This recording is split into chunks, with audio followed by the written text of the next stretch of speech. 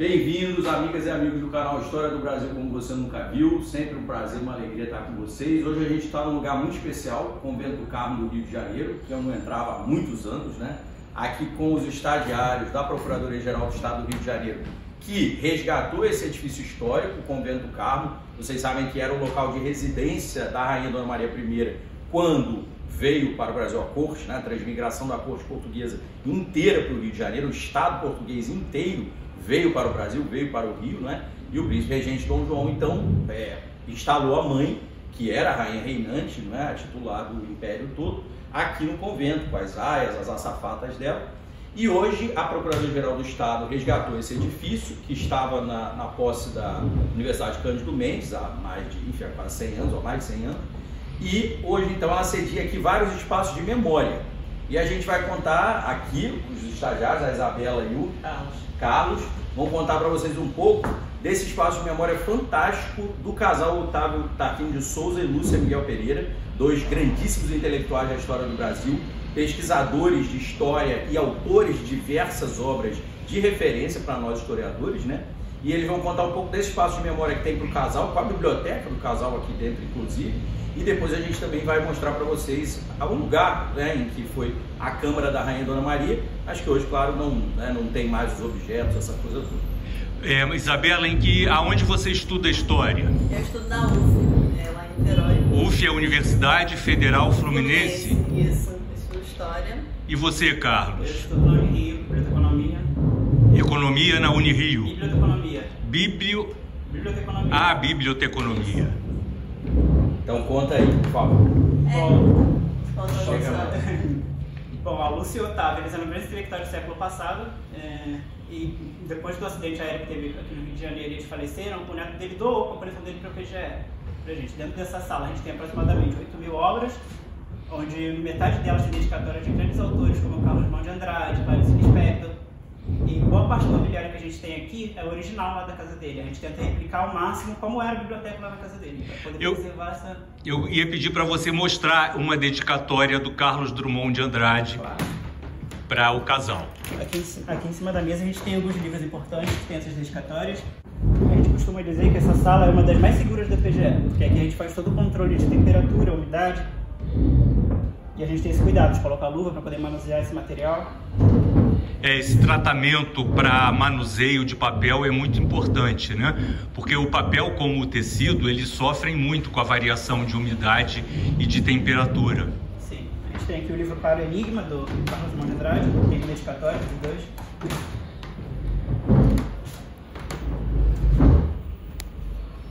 O Carlos Henrique da Rocha vai nos mostrar agora uma dedicatória do Carlos Drummond de Andrade para Lúcia Miguel Pereira, mulher do Tarquínio de Souza. Bom, em cima dessa mesa ela tem livros com dedicatórias feitos para o casal, e aqui é uma delas, que é do Carlos Drummond de Andrade, que inclusive tem um poema que ele deixou para o casal. Então, a Biblioteca Otávio Tarquínio e Lúcia Miguel tem uma grande importância histórica, porque eles foram um grande casal de intelectuais do século XX.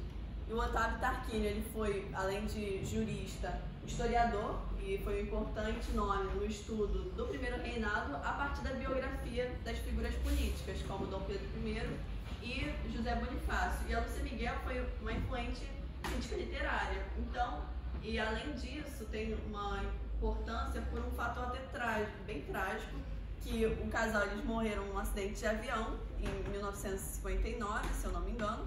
E no testamento, a Lúcia Miguel, ela pede que apenas o Otávio poderia publicar os manuscritos dela. E como eles morreram juntos, foi determinado que todos os manuscritos dela fossem queimados. Então, nessa... Que pena. Oi. Pena, né? Ah, sim, é uma pena. Porque isso, apenas nessa biblioteca que a gente tem o acesso aos manuscritos, às anotações dela, das leituras, e por isso que são obras raríssimas aqui. No caso, o Otávio e a Lúcia tinham um círculo de amigos de grandes intelectuais da época, que vão desde o Carlos Drummond de Andrade, na qual tem a dedicatória, até Graciliano Ramos, Manuel Bandeira, e também destaca-se aqueles quadros ali de cima, que foram presentes da Lota Macedo, que que foi uma importante arquiteta e uma das projetoras do Aterro do Flamengo, do projeto arquitetônico urbanístico do Aterro do Flamengo, que foi e a sua companheira, Elizabeth Bishop, uma poetisa norte-americana. E no caso, esses quadros, eles têm um tom bem humorado, porque faz umas sacadas como Viva Dom Pedro I abaixo de JK, ou Otávio para Imperador, relembrando assim o grande fascínio e o objeto assim, de estudo do Otávio, que era o primeiro reinado. Então, pessoal, e aqui finalmente nós estamos na Câmara de Dona Maria I, o quarto onde a soberana morava, né? Onde ela, vocês sabem que a rainha era enferma, né? A gente inclusive tem artigos publicados sobre a rainha, existe um livro, existem vários livros hoje em dia, né? Sobre Dona Maria I, então não se sabe exatamente as enfermidades psíquicas que a rainha possuía, mas se sabe que ela ficou, né? Ela adoeceu, ficou mentalmente muito doente, né? Enferma. Era uma senhora muito religiosa, muito católica, por isso a piedosa, a gente já falou dela aqui no canal, mas pode falar de novo muito mais. E depois ficou para a história e também a historiografia como a louca, né? Mas na verdade antes disso foi uma rainha, a primeira mulher, né, a reinar em Portugal como titular. Antes várias antepassadas dela reinaram como regentes, né? Mas de fato Dona Maria, ela tem esse papel na história de Portugal, que contudo para a história do Brasil há uma demonização da personagem relativa ao Tiradentes, né, ao Alferes de Silva Xavier. Na verdade eu explico nos textos que isso é contraproducente, porque quando ocorreu tudo da derrama em Minas e tudo que a gente chama de Inconfidência Mineira, a rainha já estava em processo de adoecimento mental. Então a rainha Dona Maria vivia nessa câmara com as suas azafatas, né, as pessoas que cuidavam dela. Dom João era muito preocupado com a saúde da mãe, as netas e netos vinham visitá-la. Ela, na verdade, tinha o passadiço para ir para assistir a missa aqui na Igreja do Carmo, porque a família inteira tinha que assistir a missa semanalmente, a missa de domingo evidentemente, mas até missas diárias também. A rainha se acalmava, né? Dom João também, com a música sacra, vocês sabem disso. A gente acabou de assistir um grande concerto da pianista Rosana Lancelotti aqui na antiga Sé Catedral agora, com as peças que eram tocadas para a família real, para a Real Capela. Também publiquei recente um texto, né, a gente pode disponibilizar, que é a conexão entre a arte musical e a Casa de Bragança, que aqui no Brasil, aqui no Rio de Janeiro sobretudo, é tão presente e tão forte, né? Então a rainha Dona Maria viveu aqui todos os últimos anos da sua vida e morreu aqui em 20 de março de 1816, foi velada evidentemente nesta igreja aqui ao lado, não é?